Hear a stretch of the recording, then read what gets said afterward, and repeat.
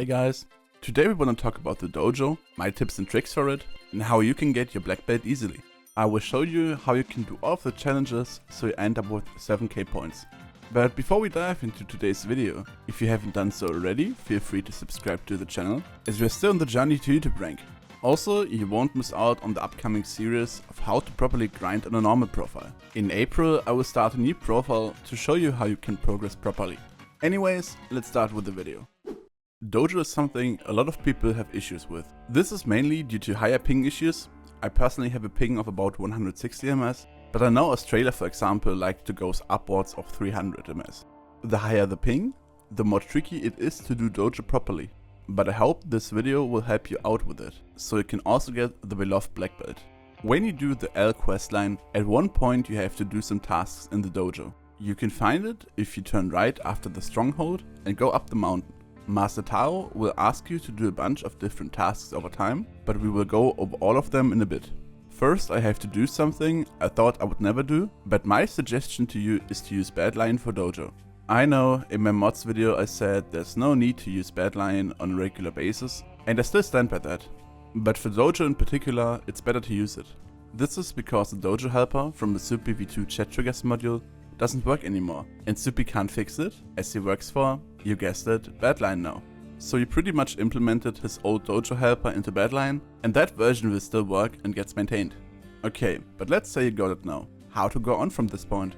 When you talk to Taro, he pretty much says something like you have to do dojo without any help. This means you have to empty your inventory, unequip your armor set, and also get rid of your equipments. Once you've done all of this, he lets you join one of the challenges. In the following part, we will go through all of the challenges in detail and what's my best approach on them.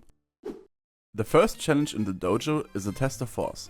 Here you have a platform in a lava pool and the goal is to kick zombies down the platform into the lava. There are different kinds of zombies. You can differentiate them by the helmet. Zombies with an iron helmet get you 10 points, those with a golden helmet get you 20 points, and the baby zombies with a diamond helmet get you 30 points if you manage to kick them off the platform. There are also zombies with a leather helmet. Those get you minus 30 points if you hit them. They spawn in a set pattern. If you spend enough time in it, you can try to learn it to improve. Basically, your main priority should be the zombies with a diamond helmet, as they get you the most points, followed by golden helmets. You should rarely focus on the iron helmet ones, unless they are close to the edge and you can kick them off with a single hit. An important strategy for test of force is something that's called W tapping. The PvP players of you will probably know about it. For the rest I'm trying to explain it, but I'm also not an expert. But I will link a video about it in the description. Before you hit a zombie, you want to let go of your W key and tap it again. In theory, this leads to more knockback for the mobs, which should make it easier to get points. You want to get as close to 1000 score as possible. I suggest about 950 plus. Even if you don't manage to get it first try, if you do it a few times, that's very much possible. Next up, there's a test of stamina. In this one, you have moving walls you have to avoid. You start off with a very easy level, and the further you progress, the harder it gets, either due to faster walls or smaller holes you have to pass through. Once you reach the expert level, you start off with the second stage every time you try it afterwards. This challenge can get very tricky because the walls are kinda laggy. Especially later on, when the walls are moving faster, it gets even harder to make it through all of the holes properly. The higher the ping, the trickier it gets to pass the challenge. You can imagine it this way. You kinda have to guess where the wall will be after you include your ping. For example, in my case, it's after 160 ms. Which means, if you have a higher ping, you have to jump before you think you have to jump. This can get a bit tricky and probably need some training, but once you've got it, you can probably get 950 to 1000 points in this challenge. The next task we have is a test of mastery. This is probably the easiest of them all, and this is the one where you have to farm some points. You stand on a platform in the middle and have to shoot wool blocks that are on top of pillars with a bow. First they are green, then yellow, and lastly red. Depending on the color, it takes a different amount of time until it either switches color or despawns. Green is there for longest, getting you the least amount of points. Yellow lasts for a shorter period of time, but you also get more points for it. And red wool only lasts for about half a second before it despawns, but gets you most points. This is the time frame you want to try to nail down. The more arrows you shoot on a red wool, the more points you get at the end of the challenge. If you use Badlion's helper for this, you get a countdown on the one hand and a grey line on the other hand. The countdown shows you how long it will take for the wool to turn red, depending on your ping you want to shoot earlier or later. The line shows you where the next wool is, so you can just turn in that direction and shoot. Without any helper, mastery can get tricky, as you have to keep track of all of the wool blocks. If you do everything properly, you want to end up with about 1500 to 1700 points from the test of mastery. Now we have to look at the test of discipline. It's a mix of a game of speed and accuracy. Similar to test of force, you have different types of zombies: leather, iron, gold and diamond. But this time around, you have to hit them with a proper weapon instead of kicking them off the platform. You start off with a wooden sword and zombies with a leather helmet. Next up is an iron sword and zombies with an iron helmet, golden sword and golden helmet, and lastly diamond sword and diamond helmet. With the badline helper, the zombies will be outlined in the corresponding colors. Every correct hit gets you the same amount of points, but you also lose points for a wrong hit. To be able to do this task properly, you have to get used to hotkeying between 1 through 4. My process of doing it is to run towards a zombie. Before I hit, I take a split second to think about the weapon and the hotkey and switch to that sword and hit. The more often you do it, the more used you get to it. Try to keep close to the middle of the platform. The only exception is if there are barely any mobs in the middle, but a lot of them close to one edge of the platform. Once you've got used to it, you should get around 950 to 1000 points from the test of discipline. The next challenge we talk about is the test of swiftness. You are above a pond of lava and have blocks spawning.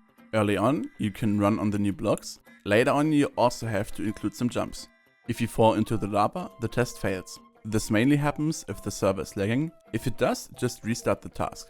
Also, I don't know how test of swiftness feels with an even higher ping than mine. For me it gets tricky sometimes. My suggestion is you use F5 to get the third person view. Also turn off toggle sprint if you use it. All of the one block jumps are pretty simple. You can just do them by walking in the direction you have to go and jumping in time. Once you reach about 850 points, the amount varies a bit from try to try, you will also get jumps that are 2 blocks apart.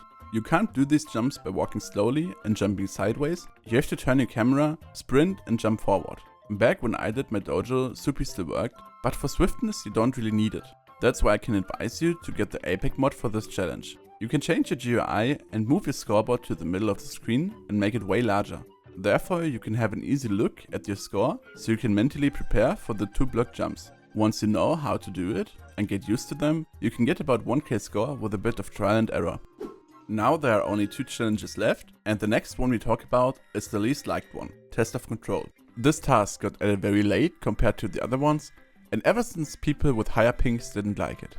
You stand on a platform in the middle of a lava pond, and on the outer ring there is a wither skeleton running in circles. You have to track down that skeleton and always position your mouse in a way the skeleton has a diamond block on its head. There are 4 things it can do from time to time. First, it can suddenly change the direction it's running or jump, so you have to reposition your mouse. Secondly, it can split into 2, a fake one and a real one. You can identify the fake one by black particles or with a badline helper. It marks the real one. Thirdly, there are normal skeletons spawning on the outer ring, shooting you and trying to kick you off, or at least let you lose track of the wither skeleton. You can try to dodge these by moving left and right for a bit.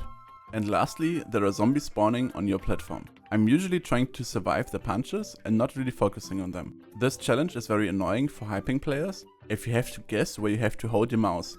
It's a bit like stamina, where you have to guess where the mob will be after you include your ping. Another tip I can give you for control is to set your FOV lower, maybe around 70, as you're more zoomed in. This helped me out when I did my 1000 score in all of the tests, as you had to do that back in the day for the Skyblock XP. Try to get about 700 plus score in the test of control. Lastly, there's a test of tenacity. As per usual, you are on a platform in the middle of a lava pond, but this time around there are ghasts spawning on the outside shooting fireballs, which destroy the platform bit by bit. You can imagine it a bit like Spleef. It starts off with 1 ghast, but in the end up to 4 will spawn. If you get hit by a fireball, you lose HP. If you don't have any HP left, or if you fall into the lava, the test is over. There are barely any tips for tenacity. The only one I can give you is how I am doing it. In the beginning I try to stay closer to the middle, but also leave a few backup blocks there. Later on, when all 4 ghasts spawned, I try to run around the outer circle and dodge the fireballs. The badline helper gives you a rough estimation of where the fireballs will land. With a bit of training, it is possible to get 1000 score fairly easily in this challenge. If you do all of the tasks as explained above, you should end up with 7000 score for the black belt. Lucky you! You can feel in control with the mastery. I had to do 1k score in each test.